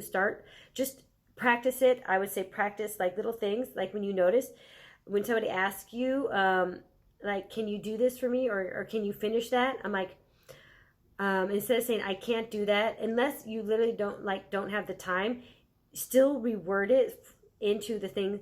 At this time, I am unable to meet the limits or the standards of the project you want me to do, or at this time, you know, don't just say I can't do it, because we want to prevent that from even going into your through a thought. Like, rephrase things, reword things. There was another message I was getting with it. What do you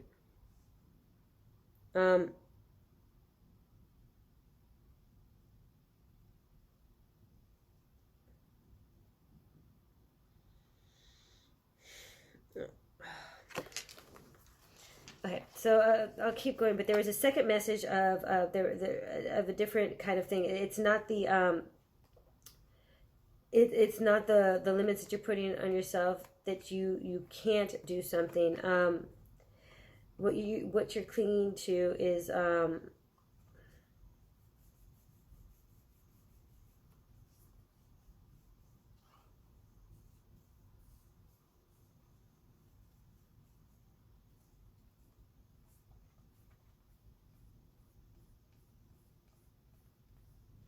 has to do with actually, like, not having the actual tools.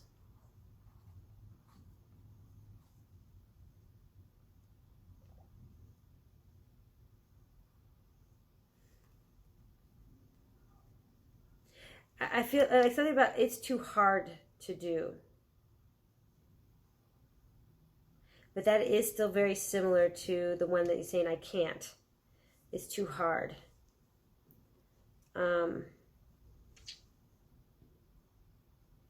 There's not enough time. Like you expect things to happen quicker. Like, stop putting time limits on when you know, like, what should be accomplished or at certain times. Like, I get if there's deadlines, but I don't know.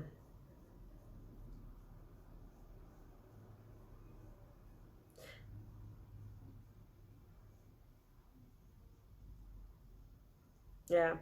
Okay. That's, yeah. It's clear message. It's just stop putting limits on you. You are a magician. You can create anything in your world using the tools and the skills and the knowledge that you have. So in this case, it's the cups, the wands, the sword, and the pentacles. So, you know, material, emotional, intellectual, and inspirational. So you can use all those things to create something. So stop telling yourself you can't. So stop clinging to that. Stop clinging to that idea. And like this choice that you have to make, that's it. This choice that you have to make. Stop saying that, oh, I can't make the choice. I just can't do it. Or I can't accept that this is the possible outcome. You know, just start accepting change better. Okay, like I mean, she literally died from radiation poisoning because she stubbornly had to sleep. Like, the story behind how much time and work she put into these things, you know, neglecting her children. And I mean, her husband obviously was her partner in this and working with her, and she did go to war with one of her children.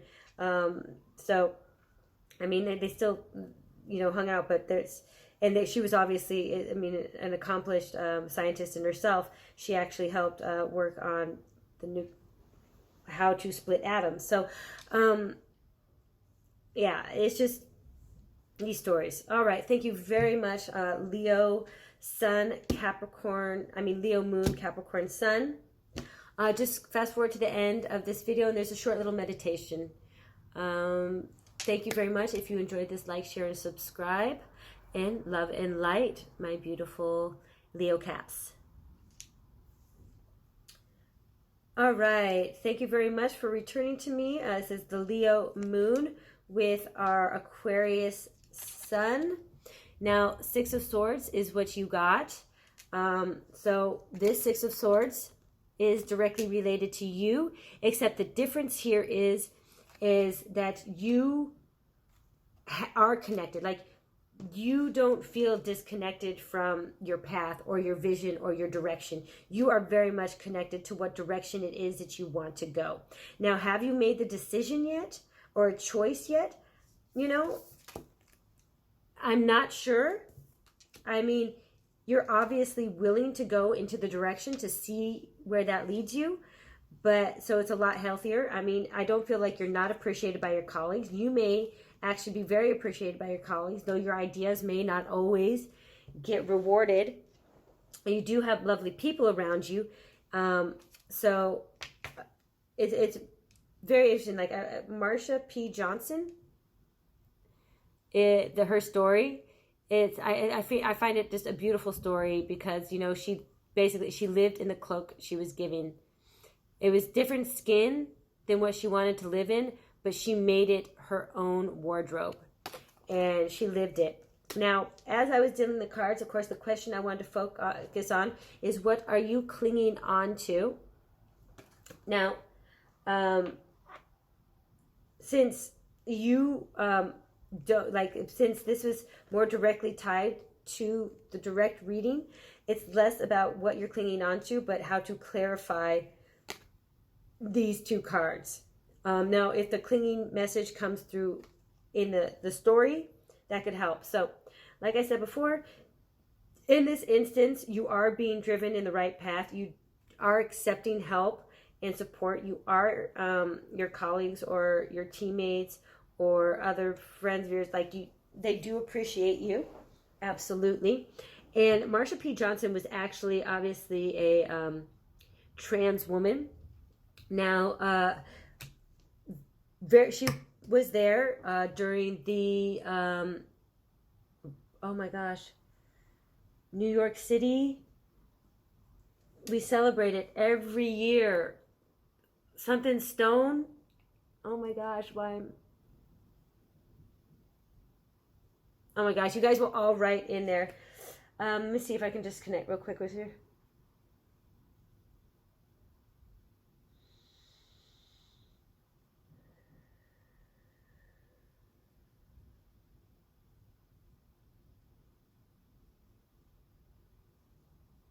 Okay, I mean, I'm going to leave it behind and see if it comes to me as I'm continuing. Okay, so she was there fighting. She actually got into fights with the police, been arrested numerous times.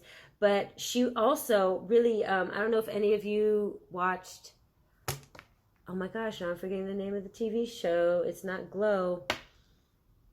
Pose. But she was really one of the initial kind of...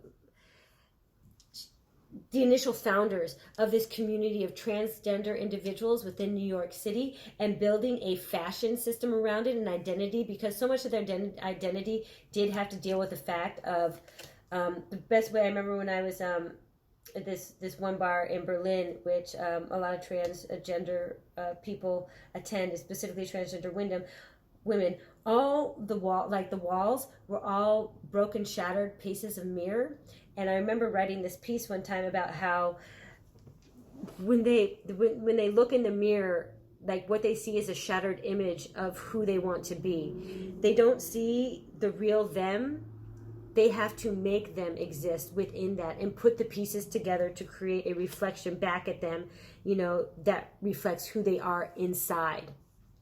And so a lot of this was built around fashion and, you know, creating these identities for themselves. You know, if life wasn't going to give them that, they were going to create that.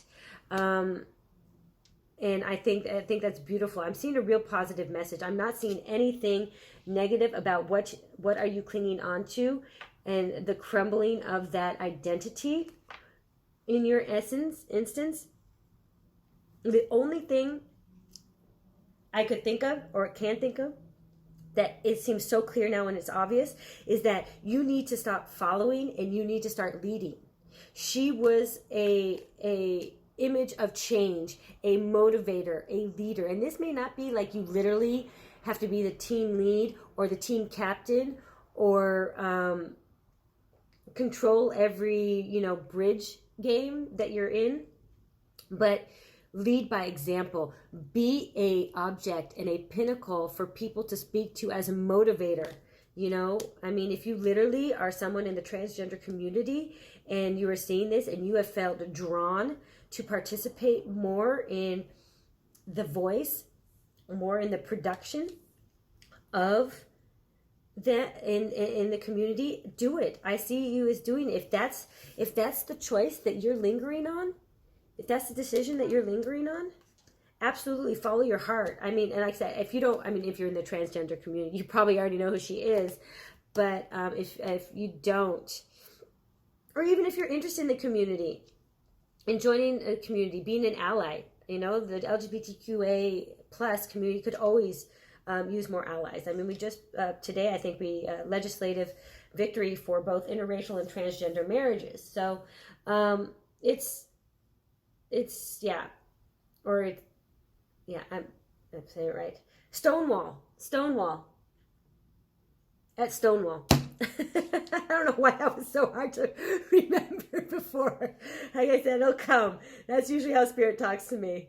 Like, go distract yourself with something. We'll tell you. You're listening too hard right now. You're not hearing us. You're trying too hard. That's what I need to give up on. Don't try so hard. Just relax. It'll happen. All right, so this is a beautiful message to my Leo moons, Aquarius suns. If you enjoyed this video, please like, share, and subscribe. I really appreciate it. I know I've just started, and I'm not sure how many people are going to watch this, but thank you very much for all your support. Go ahead and fast forward to the end of this. There is a short meditation I think you'll enjoy. Love and light.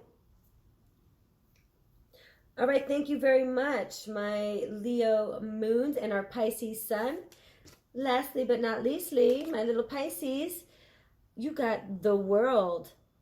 And this is Amelia Earhart. For all of you that aren't familiar with Amelia Earhart, she was the first accomplished female pilot. She did, however, you know, died the way she, I guess the best way that she knew how to live, which was on a trip around the world, I believe. I'm not 100% sure on that, but it would make sense since it's the world card. Duh.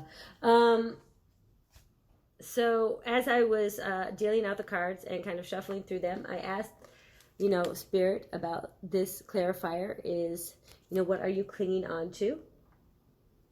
And Pisces, with the world upright, I mean, this is a great card. This is about ending cycles and starting new cycles. Now, with Amelia Earhart here, adventure is obviously coming to mind. She's an adventurer, an accomplisher, an accomplished individual.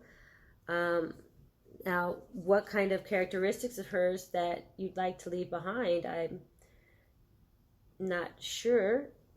What kind of...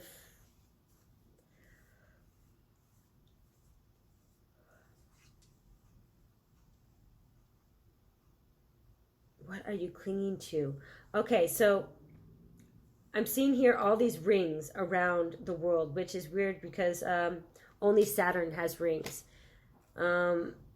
Now, it seems to me that each one of these represents in some way an elemental force.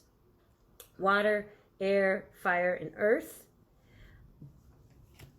which make up the actual elements of the world in the of the earth, the little blueberry in a sky.